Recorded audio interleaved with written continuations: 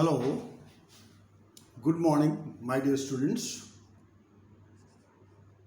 आज हम helping verbs के प्रयोग सीखेंगे। मतलब हम ये जानेंगे कि हेल्पिंग वर्ब्स का प्रयोग कैसे किया जाता है। आप जानते हैं कि हेल्पिंग वर्ब दो प्रकार की होती हैं, जैसे आप यहाँ पे इस चार्ट में देख रहे हैं। ये प्योर हेल्पिंग वर्ब्स हैं और ये मॉडल हेल्पिंग वर्ब्स हैं। Do, does, is, are, am, have, has, did, was, were, had, be, being, been, ये सब प्योर हेल्पिंग वर्ब्स हैं और इधर जो दी गई हैं वो सब मॉडल हेल्पिंग वर्ब्स हैं। हम इन सभी का यूज़ समझेंगे, इनको कैसे प्रयोग किया जाता है हम ये जरूर जानेंगे, क्योंकि तभी हम इनका प्रयोग सही ढंग से कर पाएंगे। परंतु सबसे पहले मैं अभी आपको इन प्योर हेल्पिंग वर्ब्स का प्रयोग बताऊंगा, जिसमें कि आप देख रहे हैं do, does, is, are, am, have, has, did, was, were, had, be, being, been हैं। अब इसमें हमको हमारी जो समस्या है वो सभी के साथ नहीं है। इसमें दो बातें हैं। पहली बात तो यह है कि इन सहायकों का प्रयोग कहाँ किया जाए, किस परिस्थिति में किया जाएगा, ये मैं आपको बाद में बताऊंगा। पहले हमें उन सहायक क्रियाओं को देखना है जिनमें ऑप्शन है। कुछ सहायक क्रियाओं में कोई ऑप्शन नहीं होता है और कुछ में ऑप्शन होता है। जैसे डू या डज, मतलब हमारे सामने प्रश्न रहता है कि हम डू का प्रयोग करें या डज का प्रयोग करें। तो डू या डज का प्रयोग करें। इसी प्रकार हमारे सामने ऑप्शन आता है कि हम इज का प्रयोग करें या आर का प्रयोग करें या एम का प्रयोग करें। इसी प्रकार हमारे सामने ऑप्शन होता है हम हैज़ का प्रयोग करें या हैव का प्रयोग करें। और इसी प्रकार हमारे सामने ऑप्शन रहता है कि हम वाज का प्रयोग करें या वर का प्रयोग करें। इस प्रकार से हमारे सामने ये ऑप्शन रहता है, लेकिन कुछ में ऑप्शन नहीं है। जैसे डिड एक ही है, अतः सबके साथ डिड लगाना पड़ेगा। इसी प्रकार हैड है, हैड को सबके साथ लगाना पड़ेगा क्योंकि इसमें ऑप्शन नहीं है। इसी प्रकार बी, बीइंग, बीन, ये सब इनके लिए इनमें कोई ऑप्शन नहीं है। इसलिए इनमें समस्या नहीं है कि केवल हमें यह जानना है कि हम इन सहायकों का प्रयोग कहाँ करते हैं और वहाँ कर दिया जाएगा। लेकिन जो मुख्य रूप से समस्या आती है वो इन्हीं सहायकों में आती है कि हम कहाँ डू लगाएं, कहाँ डज लगाएं, कहाँ इज लगाएं, कहाँ आर लगाएं, एम लगाएं या हैव लगाएं अथवा हैज़ लगाएं या वाज लगाएं या वर लगाएं। तो पहले हम सिर्फ यही जानेंगे कि हम कैसे ये तय करें कि हमको डू लगाना है या डज, इज लगाना है, आर लगाना है या एम लगाना है, या हैव लगाना है या हैज़ लगाना है, या वाज लगाना है अथवा वर लगाना है। पहले हम ये तय करेंगे।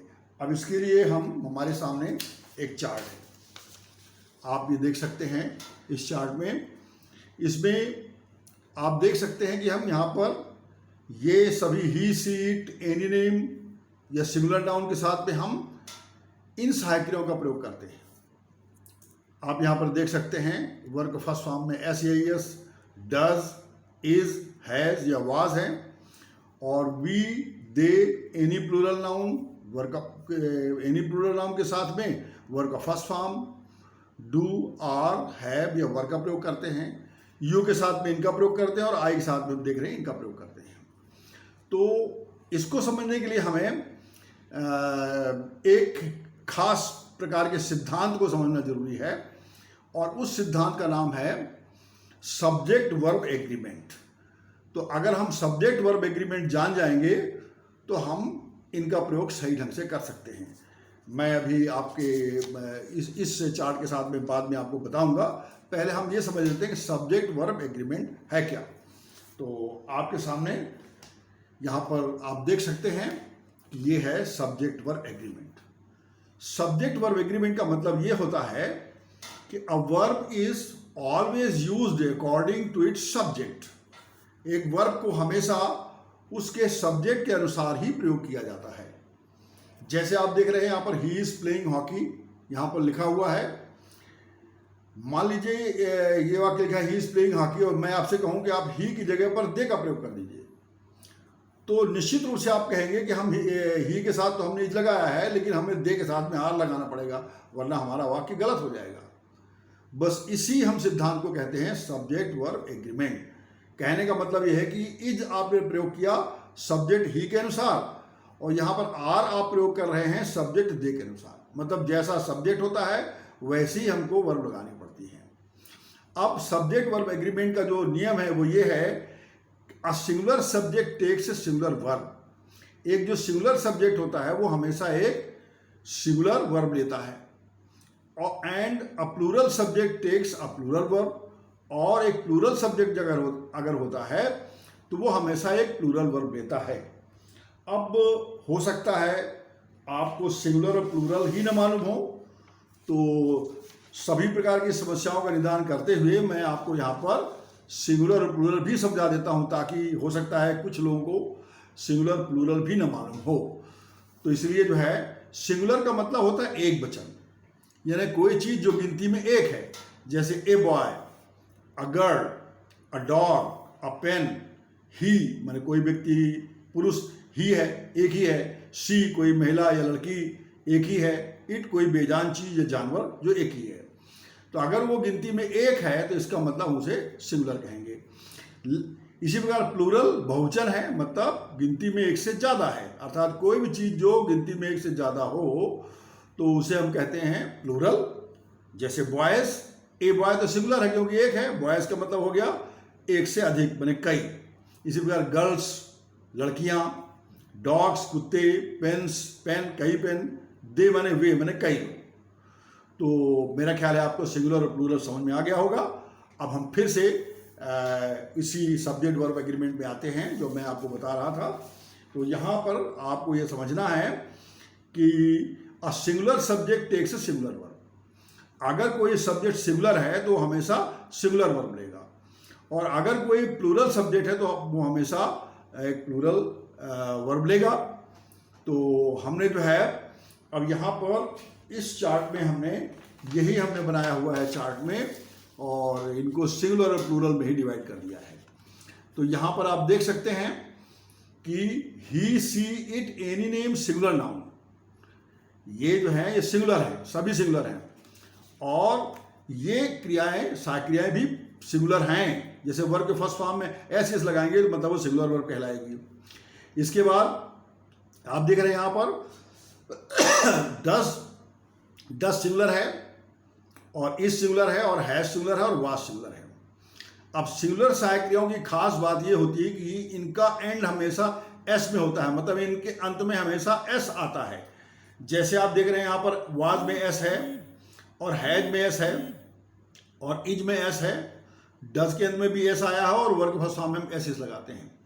इस प्रकार सभी सिंगुलर वर्ब के अंत में एस आता है। अब आप देख रहे हैं यहाँ पर अगले में कि हमारे सामने we they any plural noun, मतलब वी दे सभी प्लूरल हैं, और कोई भी प्लूरल नाउन मतलब जैसे बॉयज़ है, गर्ल्स है ना, मैन है, पीपल है, ये प्लूरल है। तो ये प्लूरल है, और ये सारी प्लूरल वर्ब्स हैं। तो यहाँ ये वर्ब का फर्स्ट फॉर्म प्लूरल होगा, डू प्लूरल है, आर प्लूरल है, और हैव प्लूरल है, और वर्ब प्लूरल है। इस प्रकार से आप देख सकते हैं कि सभी सिंगुलर सब्जेक्ट्स के साथ में हम ये सभी सिंगुलर हेल्पिंग वर्ब्स लगाते हैं, और ये सभी प्लूरल सब्जेक्ट हैं तो इनके साथ हम प्लूरल वर्ब्स या हेल्पिंग वर्ब लगाते हैं। अब कुछ एग्जाम्पल से हम देख लेते हैं। तो आप यहाँ पर कुछ एग्जाम्पल से देख सकते हैं। जैसे देखिए आपके सामने लिखा है यहाँ पर अ बॉय इज प्लेइंग हॉकी। ये अ बॉय सिंगुलर है इसलिए इज सिंगुलर वर्ब आ रही है। Boys are playing hockey. अब यहाँ पर अ बॉय की जगह हमने बॉयज लगा दिया तो हमें इज नहीं बल्कि आर लगाना पड़ेगा। अब ये सारी जैसा मैंने आपको बताया है कि ऑल सिंगुलर वर्ब्स जो हैं वो हैं डज, इज, हैज, वाज और वर्ब का first form S E S, मतलब इन सभी क्रियाओं के अंत में एस आता है। इससे आप पहचान सकते हैं कि ये सब सिंगुलर वर्ब्स हैं। और ऑल प्लूरल वर्ब्स जितनी हैं वो है डू, आर, हैव, वर और वर्ब का फर्स्ट फॉर्म है, ये सब प्लूरल वर्ब है। अब इनको हम इधर देख लेते हैं कैसे जो है होता है। जैसे मैंने बताया था वर्ब का फर्स्ट फॉर्म और वर्ब का फर्स्ट फॉर्म में एस एस लगना। जब एस एस लगता है तो वो सिंगुलर होता है, और जब केवल वर्ब का फर्स्ट फॉर्म होता है तो वो प्लूरल होता है। तो अब यहाँ पर आप देख सकते हैं a boy sings a song. अब बॉयज सिंगुलर है इसलिए यहाँ पर सिंग्स का प्रयोग किया गया है, मतलब ये सिंगुलर है। अब इसके बाद बॉयज हो गया यहाँ पर, जब यहाँ बॉयज हो गया मतलब प्लूरल हो गया तो ये सिंग हो गया, मतलब ये प्लूरल वर्ब हम लगाएंगे। इसी प्रकार आप देखते हैं ही गोज टू स्कूल, यहाँ पर ही है इसलिए यहाँ पर गो में यस लगाया गया है, गोज टू स्कूल। लेकिन जैसे ही यहाँ पर दे हो जाएगा तो हम इसमें लगाएंगे गो, क्योंकि ये प्लूरल है। इसी प्रकार he does not come here, he के साथ डज लगेगा क्योंकि सिंगुलर है। और अगर हम एक जगह यहाँ पर दे कर देंगे प्लूरल हो जाएगा तो फिर हमको डू लगाना पड़ेगा क्योंकि प्लूरल वर्ब है, they do not come here. इसी प्रकार he is a player, he singular है उसके साथ हम इज लगा रहे हैं, और यहाँ पर ही की जगह हमने दे किया तो हो जाएगा दे आर प्लेयर्स। अब इसी प्रकार आगे है a boy is going to school, यहाँ पर अ बॉय सिंगुलर है तो इज लगा हुआ है, यहाँ पर बॉयज आ गया इसलिए boys are going to school. इस प्रकार से आप देख सकते हैं कि सिंगुलर सब्जेक्ट के साथ सिंगुलर वर्ब लगाई जाती है और प्लूरल सब्जेक्ट के साथ में प्लूरल वर्ब लगाई जाती है। लेकिन अब इसके कुछ अपवाद हैं इस नियम के। जैसा मैंने आपको बताया कि सिंगुलर सब्जेक्ट के साथ तो सिंगुलर वर्ब लगाते हैं और प्लूरल सब्जेक्ट के साथ में प्लूरल वर्ब लगाते हैं, लेकिन जैसा मैंने आपको बताया इस नियम के कुछ अपवाद भी हैं। ये सभी सिंगुलर हैं, ये सभी सिंगुलर वर्ब हैं, मतलब ये सभी सिंगुलर सब्जेक्ट हैं और ये सभी सिंगुलर वर्ब्स हैं। ये सभी प्लूरल सब्जेक्ट हैं और ये सभी प्लूरल वर्ब्स हैं। लेकिन यू इसका अपवाद है। यू सिंगुलर भी हो सकता है और प्लूरल हो सकता है। जैसे मैं कहूँ Mohan you come here, Mohan तुम यहाँ आओ, तो यहाँ पर मैं मोहन एक व्यक्ति को बता रहा हूँ तो यहाँ पर यू सिंगुलर है। लेकिन अगर मैं कहूँ boys you sing a song तो यहाँ मैं कई लड़कों को बोल रहा हूँ तो ये प्लूरल हो जाएगा। इस प्रकार यू सिंगुलर भी हो सकता है और प्लूरल भी हो सकता है, परंतु यू हमेशा सारी प्लूरल वर्ब्स ही लेता है, मतलब यू के साथ हमें हमेशा हमको प्लूरल वर्ब्स ही लगाना है। इसी प्रकार आई भी इसका अपवाद है, लेकिन आई का जो प्रॉब्लम है वो ये है कि आई कुछ सिंगुलर वर्ब ले लेता है और कुछ प्लूरल वर्ब लेता है, तो ज़्यादातर प्लूरल है, मतलब आई के साथ हम सभी प्लूरल वर्ब्स का ही प्रयोग करते हैं। केवल वाज एक ऐसा है जो सिंगुलर है जिसको हमें आई के साथ लगाना पड़ता है। आई के साथ हम वर्ब का फर्स्ट फॉर्म लगाते हैं, जैसे I play cricket, I go to school, I sing a song. I के साथ हम डू लगाते हैं, I do not go to school, I do not sing a song, तो आई के साथ डू लगाया जाता है। और आई के साथ एम स्पेशली बनाया गया है क्योंकि एम का प्रयोग आई के अलावा किसी के साथ नहीं होता है। I am singing A song, I am your friend. अब हैव प्लूरल है, I have seen this film, मतलब यहाँ हैव जो है वो प्लूरल वर्ब है लेकिन आई यहाँ पर प्लूरल है। तब इस प्रकार डू वर्ब का फर्स्ट फॉर्म और हैव ये प्लूरल वर्ब है जो आई के साथ लगती हैं, परंतु आई के साथ हमको वाज लगाना पड़ता है। वाज सिंगुलर है, मतलब एक ही ऐसी हेल्पिंग वर्ब वाज है जिसका प्रयोग हम आई के साथ करते हैं और बाकी इसके साथ सब प्लूरल हेल्पिंग वर्ब लगती हैं और एम स्पेशली आई के लिए बनाया गया है। मैं समझता हूँ आपको समझ में आ जाएगा और आप इस एक्सरसाइज का प्रयोग अच्छे से कर सकेंगे। तो मैं आपको इसके बाद आपको मैं होमवर्क दे रहा हूँ और इस प्रकार आपको करना पड़ेगा। तो मैं आपको हेलो, अब हम जो ये लिस्ट है हमारी, ये जो चार्ट मैंने बनाया है, इसके आधार पर हम ये फिल इन द ब्लैंक्स करेंगे। तो अगर आप इसको ठीक से समझ लेते हैं, मेरे ख्याल से आपको समझ में आ गया होगा, तो आप जो है बड़ी आसानी से सभी सहायक क्रियाओं का प्रयोग सही ढंग से कर सकते हैं। अब यहाँ पर जो है इसमें शुरू करते हैं हम। पहला है आई और इसमें आप देख रहे हैं आई के साथ हमको हैव या हैज़ लगाना है, यहाँ पर चॉइस दी गई है। तो जैसा कि आप देख रहे हैं यहाँ पर आई वाले कॉलम में जाएंगे हम, यहाँ पर देखेंगे कि इसके साथ हमें हैव लगाना है, तो यहाँ पर हैव लगा दिया जाएगा, तो हो जाएगा आई हैव। इस प्रकार से ये आंसर हो गया। इसी प्रकार अब दिया गया है ही चूँकि सिंगुलर में आता है, जो पहला कॉलम ऊपर दिया गया है ही सीट किसी के साथ में, तो इसके साथ हमें हैज़ लगाना है, तो यहाँ पर ही के साथ हैज़ लगा दिया जाएगा। फिर इसके बाद यू आया है, तो यू के साथ हम देखेंगे यहाँ पर, तो यहाँ पर यू के साथ में हमको यहाँ पर वाज वर्ब में से लगाना है, क्या लगाया जाएगा। तो हम यू में देखेंगे और यू में हम देख रहे हैं कि वर हमको लगाना है, तो यू के साथ हम यहाँ पर वर लगा देते हैं। आपको मालूम है कि यू के साथ सभी प्लूरल वाली हेल्पिंग वर्ब्स लगाई जाती हैं, तो इसको आपको ध्यान रखना है और उस प्रकार करना है। फिर इसके बाद में अगला है, इसमें राजू और बिकम ए मैनेजर। तो इसमें हैव या हैज में से कोई एक चुनाव करना है, तो हम यहाँ पर राजू के साथ में हैज़ लगा देंगे। अब राजू के साथ हैज हमने क्यों लगाया, आप देख रहे हैं यहाँ पर कोई भी नाम अगर है तो हम उसके साथ में हैज़ लगाएंगे। अब इसके बाद जो अगला है वो है वी सॉल्व दिस क्वेश्चन, और हमें इसमें हैव या हैज़ लगाना है। तो वी चूँकि प्लूरल है, आप यहाँ देख रहे हैं वी यू दे, यहाँ पर वी दे यानी प्लूरल, तो उसके साथ हमको यहाँ पर हैव लगाना है। तो ये हो जाएगा we have solve this question, ये हैव लग जाएगा। इसके बाद सी है, सी चूँकि सिंगुलर है तो सिंगुलर के साथ में हम हैव में से हैज़ लगाएंगे। आप जहाँ पर दिक्कत हो वो आप इसको बना सकते हैं और लिख सकते हैं, इस प्रकार से बना लें और अलग से रख लें और ऐसा करते समय यूज़ करें तो ये काम बन जाएगा, आपको समझ में आ जाएगा, ये आपके साथ में रहेगी तो आपको याद भी हो जाएगा। अब इसके बाद जो है अगला है आई, इसमें सिंगिंग ए सॉन्ग, और हमको वाज वर्ब में से कोई चुनाव करना है। तो आई के साथ में हम हमेशा यहाँ वाज ही एक ऐसा है जो सिंगुलर लगाते हैं, आई के साथ हमें वाज लगाना पड़ता है। आई के साथ जनरली सभी प्लूरल लगते हैं, लेकिन एम स्पेशल है और वाज सिंगुलर वाला है, लगाया जाता है, तो होगा इसमें आई वाज। इसके बाद है हर ब्रदर, तो हर ब्रदर सिंगुलर हुआ है ना, तो हर ब्रदर के साथ हम इजारे में चुनाव जब करेंगे क्योंकि सिंगुलर है, इसके लिए हम इसमें इज लगा देंगे, हर ब्रदर इज। इसी प्रकार यहाँ पर है माई फ्रेंड्स, तो ये प्लूरल हो गया, तो प्लूरल के साथ हमको आर लगाना पड़ेगा, मतलब हो जाएगा my friends are learning English, तो माई फ्रेंड्स आर हो जाएगा। अब यहाँ पर दिया गया है योर टीचर्स, ये भी प्लूरल है, तो प्लूरल के साथ में हमें आर लगा देना होगा, तो your teachers are going to Allahabad. फिर इसके बाद में अगला जो है वो है यू, तो आपको मालूम है कि यू के साथ हम सभी प्लूरल लगाते हैं, ये सिंगुलर है या प्लूरल, तो इसमें चूंकि आर प्लूरल है इसलिए लग जाएगा यू आर अ टीचर।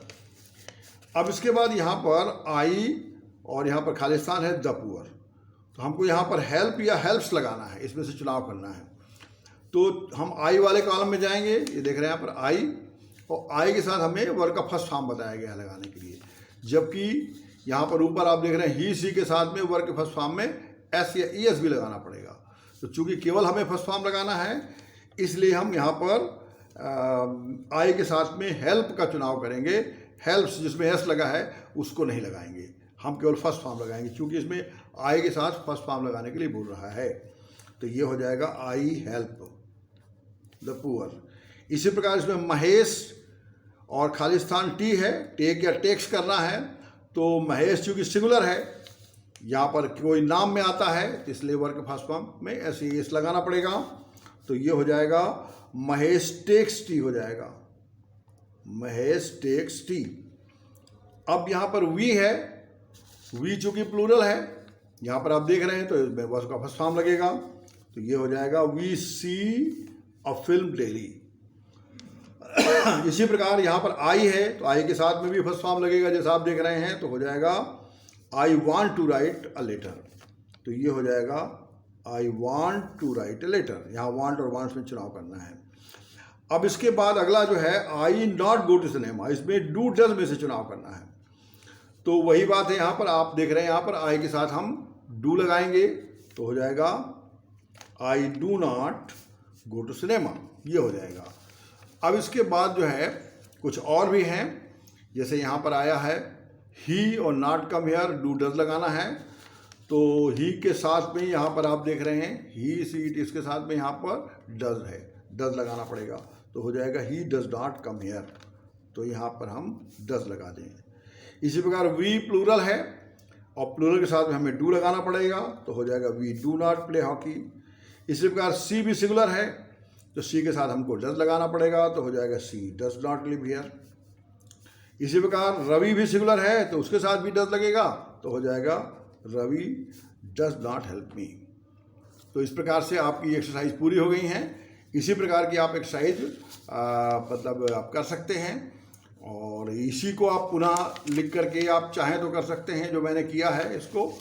और इसमें कमेंट बॉक्स में एक लिंक दी हुई है, वहाँ से भी जा कर के आप एक ऑब्जेक्टिव टाइप क्वेश्चन का सिस्टम है तो उसको दे सकते हैं। उसमें आपको तुरंत जैसे ही आप सबमिट करेंगे तो आंसर मिल जाएगा, और आप उससे भी अपना टेस्ट कर सकते हैं। मैं उम्मीद करता हूं कि आपको हेल्पिंग वर्ब को यूज़ करने का तरीका समझ में आ गया होगा। अगर आपको ये वीडियो पसंद आया है तो लाइक करें और शेयर करें, सब्सक्राइब करें, और नोटिफिकेशन बेल ज़रूर दबाएं ताकि आपको नोटिफिकेशन मिलता रहे। धन्यवाद।